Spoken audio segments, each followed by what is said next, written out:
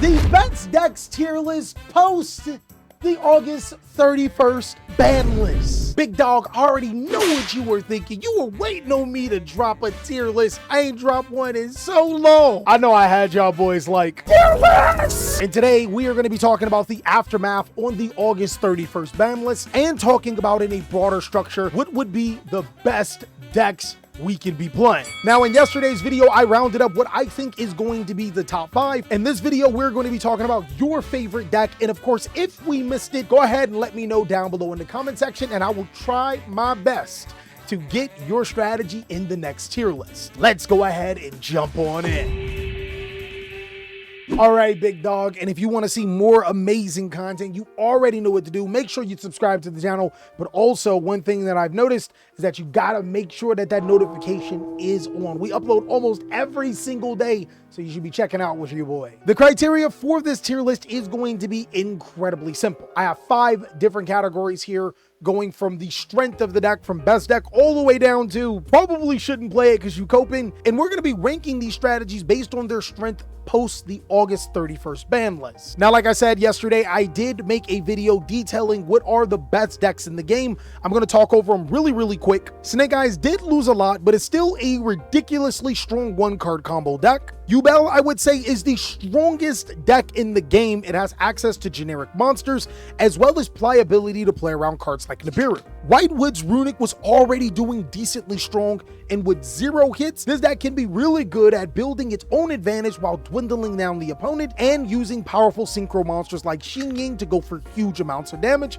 if not game. One of the most sneakiest decks and is still getting more support is Memento. Losing Appaloosa was the only drawback of the ban list. Other than that, it just got stronger. And I'm not going to reveal my copium take just yet, but if you guys want a detailed analysis why I think that these are the best decks in the game, go ahead and check out yesterday's video. I think these are going to be the best. But one thing I do want to focus on this tier list is the huge impact that the ban list has had. With Appaloosa Bowl of the Goddess being banned, you can almost expect everyone out of their mama to be playing Nibiru the Primal Being. And with cards like Pot of Prosperity being hit, the consistency of so many strategies is now chat. I think that's one huge thing to keep in mind when making this tier list, and I'm going to be placing these strategies accordingly. Let's go ahead and start off with Centurion. Centurion reminds me of that person that doesn't really do anything significant, but always gets praise from everyone. And the reason why is because while Centurion continues to get more support, and it actually does get stronger, it's a strategy that competitively has not done anything enough to merit as a high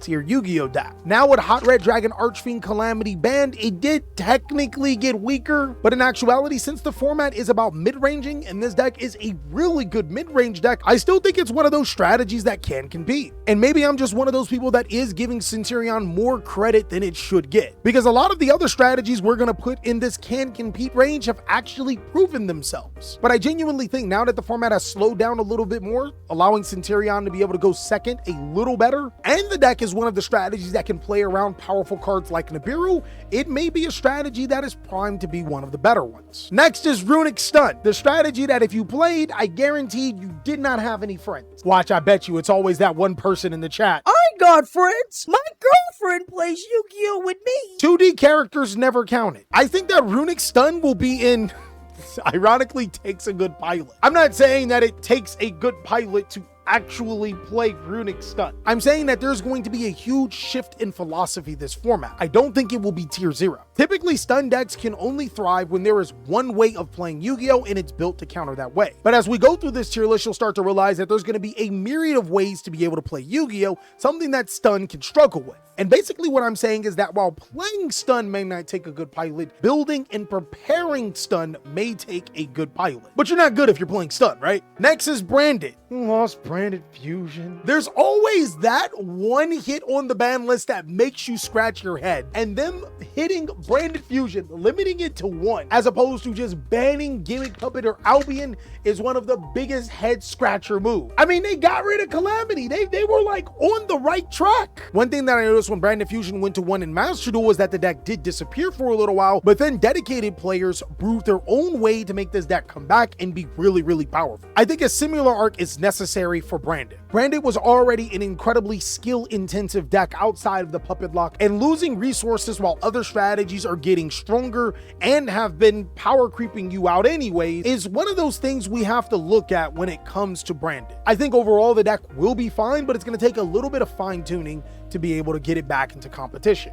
at least on a consistent level. Chimera. Chimera is that dog. I think there's some things that Chimera has going for it that people aren't paying attention to. The Fiendsmith engine is completely bonkers for this deck, and this deck can actually search Fiendsmith engine. The new Gazelle monster allows you to be able to search any level 5 Fiend monster, being able to search Evil Hero Necrom, which can summon Evil Hero Adusted Gold, which just so happens to be a light fiend, is full combo. I think this is another one of those mid-range decks that benefits greatly from the ban list, but the plus to it is that it can use the Fiendsmith engine and other fiend supported cards alike. I'm gonna go ahead and say next best, and I could be coping. I do genuinely think that a good Chimera player can keep up with some of the best, and this deck has been a long time coming. Next is Tenpai Dragon. Losing some really powerful cards like both Pot of Prosperity and Sangan Summoning really makes you want to do a double take, but then you realize the deck still has one-liners like Dora Dora to get it into full combo. This one's really tough because Tenpai Dragon has some great things going for it, like Blaster Dragon Rulers of Infernos. That card's kind of crazy for the deck, but losing that much consistency,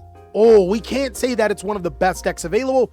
I think it's going to be next best. I think without Dora Dora, players would say that this deck was dead and would not be wrong. But the best thing about Tenpai Dragon is that it still has a litany of ways to be able to one-card combo, meaning that you still can play enough hand traps and board breaker cards to be able to stymie your opponent. I think that Tenpai Dragon will still be in the higher bracket of competing, but I would not be surprised if it dropped to Can Compete instead of next best. Next is Tearlament. Tearlament technically got that grass is green, losing absolutely nothing from the ban list because Beatrice wasn't even necessary, and gaining cards like that grass is greener probably sends Tearlament players to the moon. But my problem with that grass is greener is that you would have to play a 60 card version of Tearlament, and with so little copies of Tearlament cards to be able to proc your activations, I don't think that that would be the best way to play the deck. I'm gonna go ahead and put Tearlament in Can Compete. In my opinion, losing Beatrice means almost nothing for the deck. One of the best things to happen for this deck is Appaloosa being banned. Totally awesome not. Though I genuinely think that since the format has slowed down, Tearlament becomes a stronger Yu-Gi-Oh strategy. Next we have Sprite. Woo! Sprite is the drink that everybody loves, but nobody wants to deal with, especially when it gets all over the floor. I think Sprite is in a similar situation as Tearlament, so I'm going to put it in Can Compete. This deck got stronger because a lot of the strategies around it were hit, and with access to Totally Awesome, one of the very few cards that we can get into that's an Omni Negate, this deck is primed to be a lot stronger. The only drawback with these strategies is that they're decently old compared to some of the newer strategies that we've been getting, meaning that they're technically power crap, so they are on borrowed time unless we get more support. Now Plants dodged a huge ban list big dog. I think that this particular deck is always and probably always will be a deck that takes a really good pipeline. Doesn't matter how much more plant support we get, and no matter how good it is, you're still going to need a big brain to be able to play this deck. If you want to give a comparison to it from a past Yu-Gi-Oh deck, it's like Dragon Link except less cool. Let's be real, dog. Dragon Link is at the tippity top of the top when it comes to coolness. I'm not debating with any of y'all over this, but a deck that requires a lot of skill to be able to play is bound to have its lumps along the way. Yu-Gi-Oh players will consistently give this deck a bad name because they just simply don't know how to master it. And to be honest, I probably would say the same thing about Ritual Beast if it didn't have an instant win button. I mean, Ritual Beast technically has two, being able to Arc Nemesis Protos, and even though we're not going against as many fire decks, calling Dark would probably always be the answer. And now having multiple Thunder Dragon Colossuses. Crazy. The big drawback to this deck is that I think it hard loses to Nib, and there's almost no way to play around it, as well as Pot of Prosperity being limited, making this deck a lot less consistent. I think that Ritual Beast actually comes down a few rungs and comes to a strategy that can compete. Again, it being an incredibly difficult deck to play, and while it does have some free wins, it's still a deck that's weak to some of the more popular cards that we're expecting to see in the format. Fire Kings without Yugioh. Bro, what is going on? I am literally off my rocker right now. So you telling me, big dog, that we got Ritual Beast support, we got confirmed Memento support and everything else, but we still ain't got the Fire King card that makes Fire King a deck. I'm sick, man. If you guys were going to go ahead and say Fire King Snake Eyes, I would say that you're 100% coping, but I think Fire King does have some tools that can make it a good pilot type deck. Once this deck gets started, it's incredibly hard to stop, and eventually we will get Fire King Yoconics, which makes the deck a lot stronger. I think that those are some things that we genuinely should look toward when it comes to Fire King as a strategy. This deck can be really, really good. Next, we have Solid, because it's more than good, it's great. Holy crap, I'm pretty sure none of you guys know exactly what that means. Almost like when I said on Twitter what rhymes with mansion, and you guys said banless domain expansion. Kind of funny though. Solomon Great does have a line to play around Nibiru. The problem with that is that that particular line means that you play a way weaker Solomon Great inboard. I think that this is another one of those decks that's going to take a really good pilot. No one wants their Salad tossed inside of a Yu-Gi-Oh game, pause. But still having access to those powerful trap cards, Solomon Great Rage and Solomon Great Roar, might just carry. Oh, and Promethean Princess didn't get banned, so that's good too. Gimmick Puppet was a gimmicky FTK deck, and I was already saying that this deck wasn't good. Now the FTK is a lot harder to do and almost not worth it. You coping. Anybody that disagrees with me can suck on a big crusty toe from Miss Finster off a recess. You were never cool for playing Gimmick Puppet FTK. We just tolerated you because Tier 0 was about.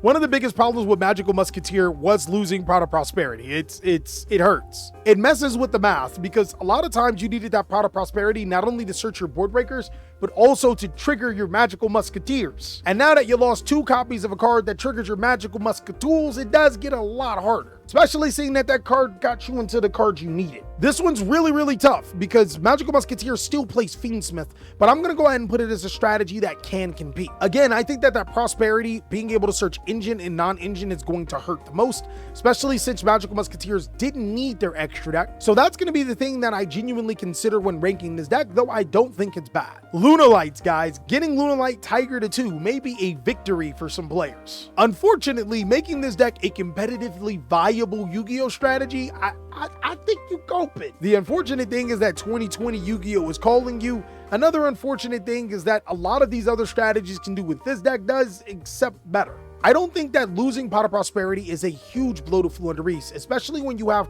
Crowry's Crow, a card that can be able to search winged beast monsters anyway. But I think with more diversity coming in Yu-Gi-Oh, this is a deck that will take a good pilot, which... Let's keep it a beam, guys. It never took a good pilot to normal summon Robina. This deck still has some of the more unfair cards in the game. Cards like Harpy's Featherstorm to skip the opponent's turn. But overall, I think that it's going to take a good deck build to be able to make this deck really go. Mimagools, my boy. I think Mimagools is easily one of the best decks. Who can doubt the ghouls? The strategy that's built on flipping your opponent's monsters face down and giving them the triple tactics thrust. I'm not doing it. It would be weird. No, but in all seriousness, I'm going to go ahead and put Mimaghoul in... I'm going to put it in takes a good pilot for now. I think that that's vastly underrating Mimaghoul, especially seeing that you force your opponent to trigger effects. But I think what's going to be the icing on the cake is seeing the Mimaghoul future support. That's going to be huge. This deck can go like Beat Troopers, a deck that actually can compete, to a deck that support makes it fall on its face. It's at that spot where it can be good. We just need the correct cards. Now, I ain't gonna lie, guys. I was wrong about Ice Barrier. I said that this deck was complete dog water. Then it came out on Master Duel. Then I never lost to it in Master Duel, but I will give you one thing. It's not as bad as I thought. I think that Ice Barrier takes a good pilot, which gives hope. If I were to identify some differences with unfair cards, we do have Totally Awesome, which this deck can make, and Mirror Mage as well as Georgius are ridiculous cards. The problem is that this deck has been fragile, like I've always said, and expect Nibiru to Primal Being to really do some damage. There are going to be some players really hyped with Infernoid because of That Grass is Greener. I think that if you resolve that grass, you probably win. But knowing that there's cards like Ash Blossom in the game, I gotta put it to you, Copen G. Bro, you playing a 60 card deck and only 4 ways into that grass. How do I know? Because Left Arm Offering is a card and that grass is your last one. Pot of Prosperity's banned, so what really are you doing to get into this card? Infernoids are still gonna be suffering the exact same problem that they've always had, getting as many Infernoid monsters to the graveyard as possible. And that grass, while it does help, I don't think it should be the pivotal theme to make your deck good again. Magic Spectre's got Unicorn Kieran. Yeah, boss, that's It's not it. Still not enough for this deck to compete. Lightsworns did get that grass is greener and is already a functional deck before grass. If I remember correctly, it can still Omega hand loop. Bro, let me cope right now. Let me go. Let me put Lightsworn as the best deck for good old time's sake. Edison players, get on the bandwagon right now. You guys aren't gonna get on the bandwagon, are you? No. All right, at best, I'm going to put it at the top of coping. None of these other strategies are in order, except for, I guess, these. But I really want to put Lightsworn and takes a good pilot. I just want to see results before I do. Hurley really didn't lose enough to warrant as a strategy that can't compete. I still think that it's a really good deck. Incredibly powerful and still strong into the game. Thunder Dragon, getting Thunder Dragon Colossus to 2. I said that would make this deck a threat. I was coping. It does not make the deck a threat. The flaws with Thunder Dragon are still very much there. With Appaloosa being banned, your inboard just got weaker. Now, Paleozoic, big dogs, I think it was a strategy that was already pretty decent. I could be coping, but with that grass, it's kind of good. Big dogs, we're not Master Duel. We have Totally Awesome in the TCG. And with the right pilot, this deck can be really, really good. I think that it's one of the better decks in Yu-Gi-Oh right now, and I really encourage you guys to give it a try. Just not against me. It's like Flew Under Reese levels of annoying if you play against it. Lastly is Dragon Rollers. With all of them be at 2, surely they're going to be a great Yu-Gi-Oh deck to cope for. Yeah, nah, this deck's still not good. And that's all that I have for the budget decks tier list, big dogs. Of course, I know you're probably thinking that some of these strategies deserve to be higher or lower. Of course, if you have one of those thoughts, go ahead and let me know down below in the comment section. And also be sure to remind me of some strategies that I forgot. Until then, you can click on these videos so I can catch you on the next one.